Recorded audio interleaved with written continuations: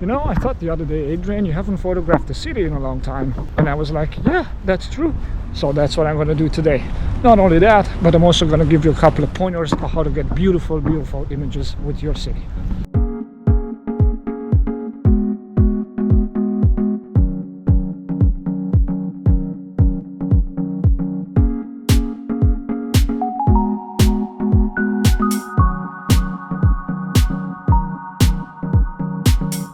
Beautiful neighborhood, beautiful location over here. I haven't been here yet. This is Falls Creek, but this is one spot that I haven't been to yet.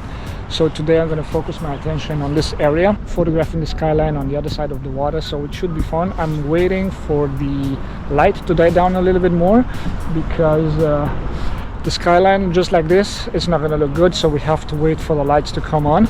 This is a very cool location over here. We're between two bridges, between Canby Bridge and Granville Bridge over there.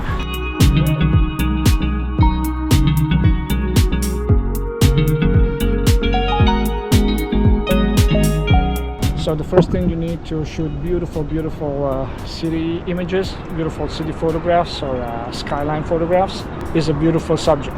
In this case, the skyline of Vancouver, downtown Vancouver is my subject.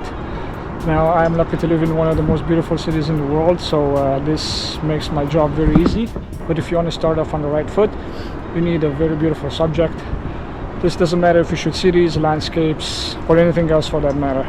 The sky doesn't look particularly fantastic today, but that doesn't matter because today my subject is the city, it's not the landscape itself. If I was shooting landscapes, the sky would have mattered big time, but because I'm shooting the city skyline, it doesn't matter. The sky will play a second fiddle, so to speak, to the city, which is going to be the main subject.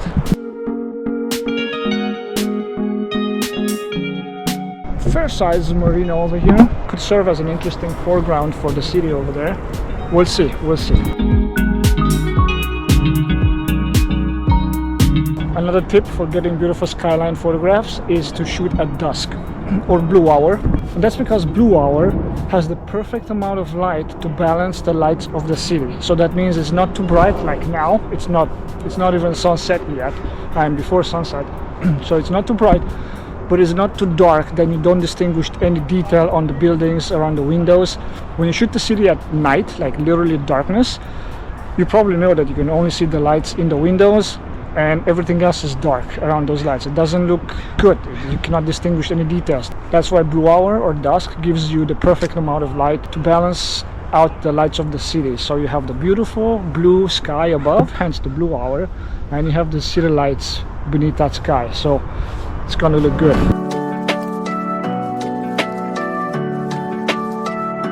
So right now all I have to do is wait for dusk. I'm going to shoot photos before dusk because the lights in the buildings, they start to come on. So that's going to look good. I'm set up here on the tripod overlooking the city. I'm going to move around. I want to see a little bit that way what I have and also a little bit that way. So I was saying the sky doesn't really matter when we're shooting cityscapes, and it's true. It's not the focus of our photographs. The focus is the city. That's the main subject. If we are lucky that the sky is nice and dramatic, perfect, we can incorporate more of that sky in the photo. Today the sky is not dramatic at all, but it's not too bad actually. I do have some contrast between different shades of clouds, creating a nice dramatism. And the cityscape with the dramatic sky above, it's always nicer to have, but it's not mandatory. So I have this group of 3 buildings over here, right in front of me over here. 1, 2, 3. They serve for a very nice composition, especially because I have these 3 branches coming down into the frame, so I could use them as sort of a frame in a frame situation. So that's what I'm set up for right now.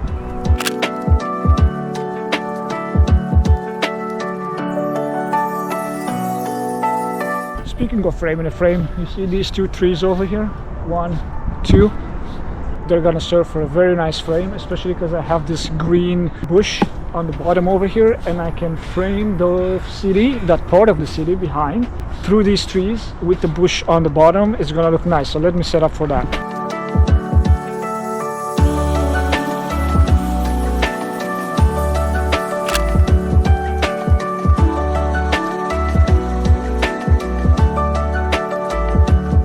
See how I lifted my camera all the way up on the center column. Now typically you don't want to do that because the higher it is, the more chance you're gonna shake that camera because that center column is not sturdy. But why did I do this? It's because If I'm low on the center column, the camera looks up at the city. I'm too low here, and if I go too low, then my camera is going to look up at the city and it's not going to look good. So that's why I lifted the camera up, but I compensated for that movement in the centered column, putting a self-delay timer of 5 seconds. That means I press the shutter and the camera does a 5-second countdown and then takes the photo. So very important thing to remember, because otherwise your photos come all blurry.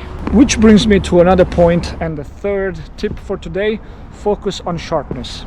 As you probably know, it's very important to get super sharp photos, and this is particularly true when you're shooting cityscapes, because these buildings, they offer a lot of detail, a lot of contrast. You have straight edge angles in the windows, in the buildings themselves, so you need to get sharp photos.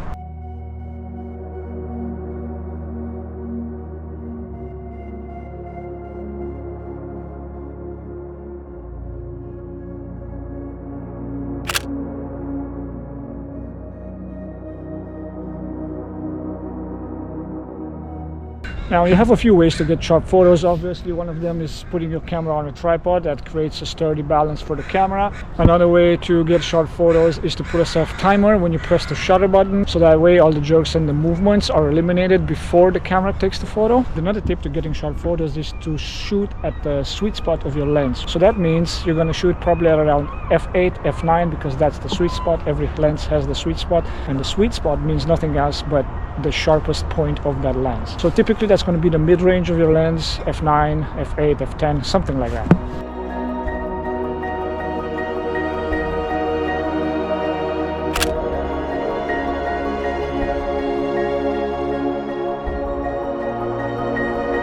So I'm going to demonstrate this right now. I set f10 on my camera, so that gives me a 1.6 seconds on the clock, and I'm going to zoom in on those buildings over there and just look how crisp and clear this image is going to be.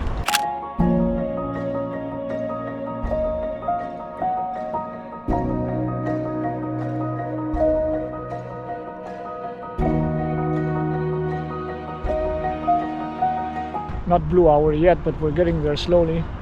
More and more lights are coming on, the ambient light is dying down slowly, so we need to hit that balance, like I said, that there is enough light outside to illuminate the whole paysage, but also not dark enough that we cannot distinguish details on the buildings themselves. Okay, so I'm going to go look for another spot. I'm going to head over that way so I can get some shots with the city shooting this way towards the other bridge over there.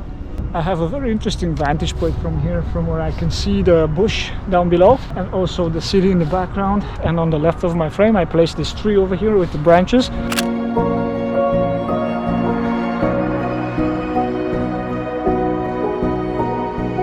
Look at this view over here.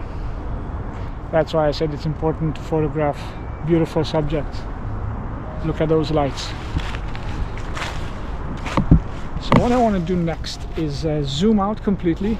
I'm on the 17 to 55 Nikkor here, 2.8. I'm going to zoom out completely at 17 millimeters and catch as much as I can of the city with the boats down below and see what that looks like.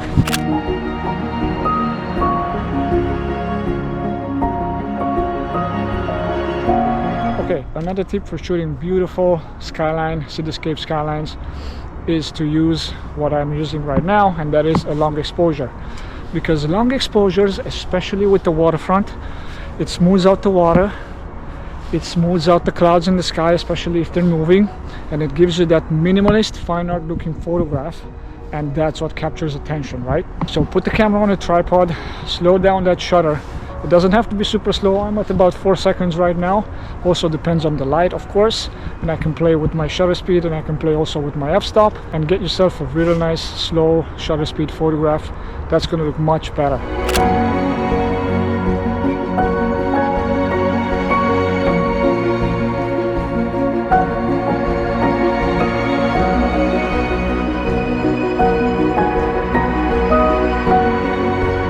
Check this out. I have the ledge, the edge of the walkway actually, that I can use as a leading line towards the city. So check out this photo, it should be good.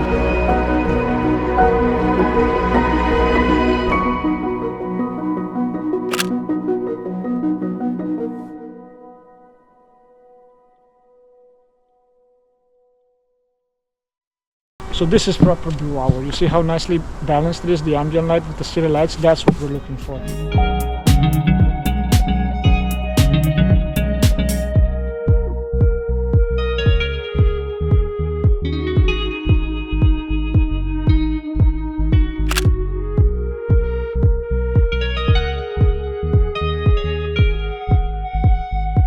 I'm framed towards the city that way, and as you can see on the surface of the water, I have some beautiful reflections from the building, so that's what I'm going to focus next.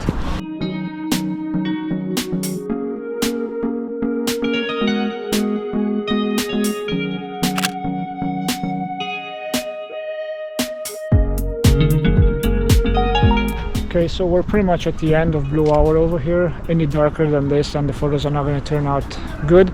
So that's it for me for today. I'm going to call it a day, and I will catch you in the next one. Be good. Take care. Peace.